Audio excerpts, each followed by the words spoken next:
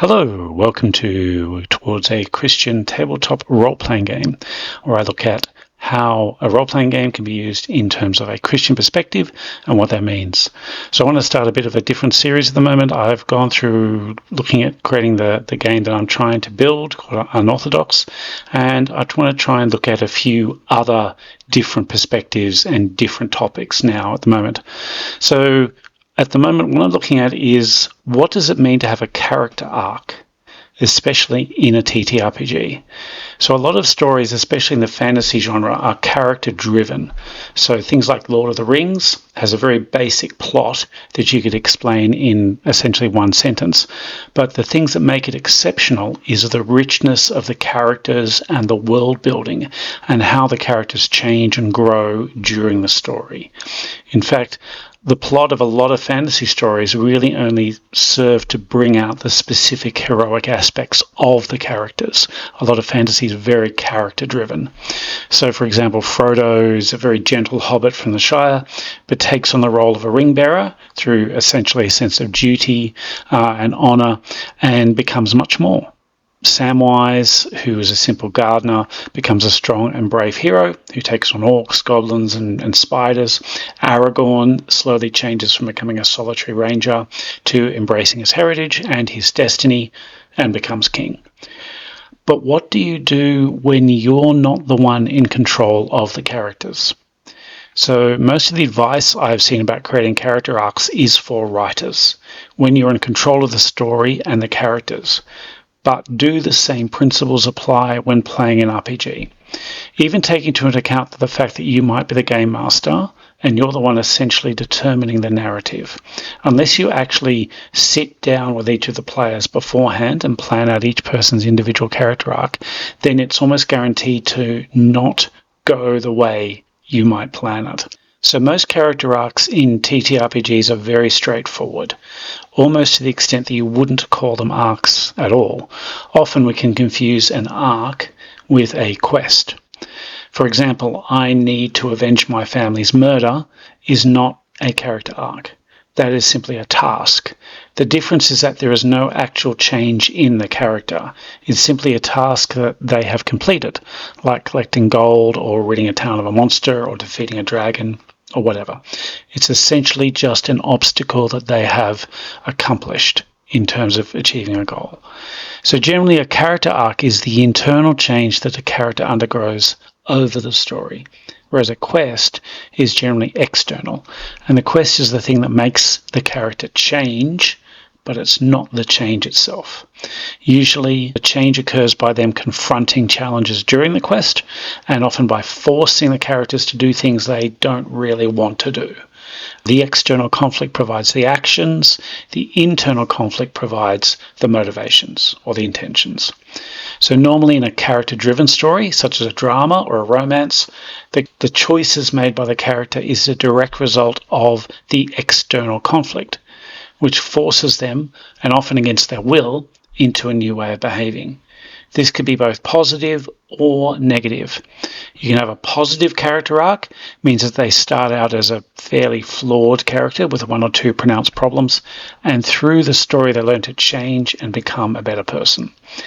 The Marvel movies, for example, when they used to be good many years ago, would do this kind of character arc quite well, especially in the origin movie. So Iron Man, Tony Stark, stops being selfish and arrogant and starts looking outside himself and focuses more on other people.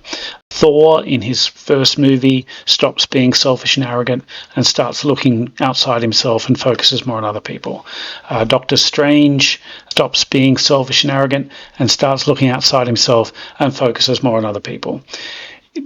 Noticing something familiar going on here. So that's essentially a positive character arc where someone starts off as a fairly bad character and becomes better over the course of the story through an internal change. In contrast, you've got a negative arc. That's usually done for a villain, where over the course of the story they become worse, even though sometimes through the result of the hero stopping their plans and them doubling down and refusing to change.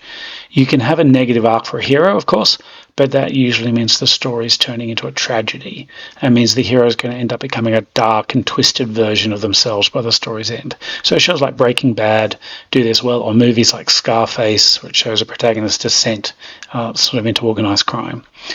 So one show that did both of these was Arcane, with the character of Jinx.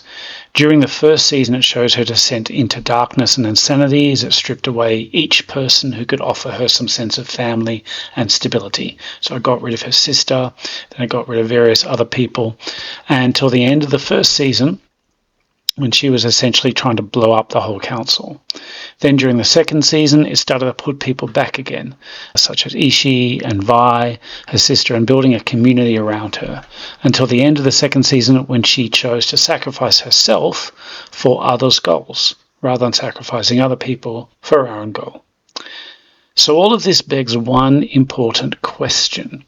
Should you care if your players have a character arc? Or even if your players have any character development at all? As far as your game goes, is it really that important? Well, I think it depends. The biggest question is, why are you playing the game? There's a good chance that 90% of people are playing the game to win. Now, winning may mean different things to different people, but for a lot of people, winning means killing all the bad guys, collecting all the gold, fulfilling the quest, whatever that is. So winning means essentially clearing all the obstacles out of the way and achieving the objective, which is not a bad thing. If that's why you're playing the game, then that's all you need to do. People aren't really going to be too concerned about their character growth while fighting their way through hordes of goblins or trying to defeat a dragon or whatever. Besides, there is also a flat character arc where the protagonist hardly changes at all. This is usually in genres such as action and adventure, where the protagonist is established fairly early as a strong, brave, heroic type and doesn't change much during the story, aside from maybe being a bit sort of beaten up towards the end. So think about heroes like Indiana Jones, doesn't really change much during the movies, or Rick O'Connell from the Mummy movies, or recently people like John Wick or Jack Reacher, who essentially kind of stay the same while the world changes around them. So the reason they don't change, of course, is because they are the MVP in the story, and the story literally revolves around them. They are proactive, and everything else in the story exists to be influenced by them, even if they are there as a result of an obstacle they have to fix, such as revenge or justice or something. So in terms of a role-playing game, what do we do with characters who consider themselves the MVP and who figure they don't need to change, even if they probably should? What if somebody thinks they are righteous at the beginning? So it's a common idea, especially among people today, that the way I see the world is the way the world actually is. It isn't just my perception, but it's the way the world really is. So whatever judgment I decide should be put upon the world is fundamentally correct. People may change their minds, but what doesn't change is their opinion that they were always correct. Maybe we don't do anything about it. We just let people play a game. Let them have escapism. Which begs the question again, what are games for? What is your game for? Is it just escapism? Are you just for telling a story with no other lessons, no other reflection, nothing else? Not everything has to have a moral standard applied to it. Or is it something more? One issue with not having any character development is that unless there's something in the story that the player cares about, then there are fewer stakes, and any conflict is less engaging. If the only thing you care about, the outcome is getting gold and leveling up, then why not go and kill everything? Why not become a murder hobo and just kill everything and get the gold? Why engage in a story at all? Honestly, why not just play a tactical war game if that's what your objective is? My argument here is that while generally the point of most stories is getting to the destination, it is, solving the problem or killing the dragon, rescuing the princess or the prince or whoever. However, from a Christian perspective, the point of the story should possibly be the journey itself. the changes that someone goes through as a result of the conflict. The whole point of the story is in the character arc. It's in the getting of wisdom and of changing or becoming a better person. I think, honestly, God is far less concerned about making us happy, as he is far more concerned about making us holy. So the question is, could we craft a story around the wisdom that the characters come to understand? Not that you should necessarily set out to be controversial, but what are you learning from the controversy itself? How are you growing? How are you changing? Conflict makes story fun, but only if there is something at stake that is appropriate to the story. Character changes do equal stakes, but only if they know exactly what those stakes are and how they affect them.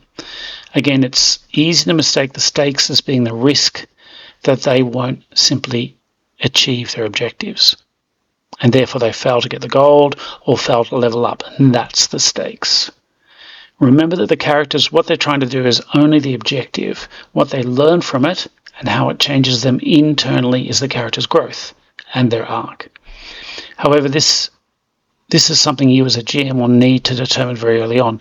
The player is totally in control of their character's growth and won't be willing to do it unless they themselves, as a player, are willing to grow, at least somewhat, to go along with it, to go along with their character's growth.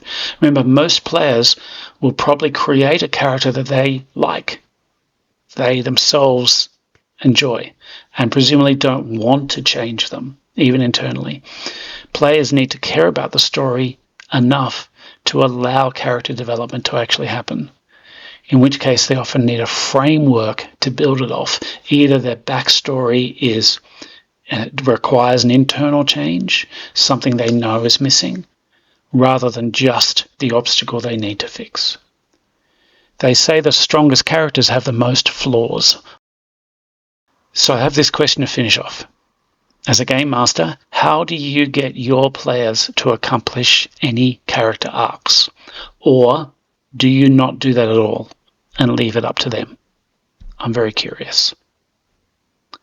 If you like this, please feel free to subscribe or like. And as always, thank you for listening.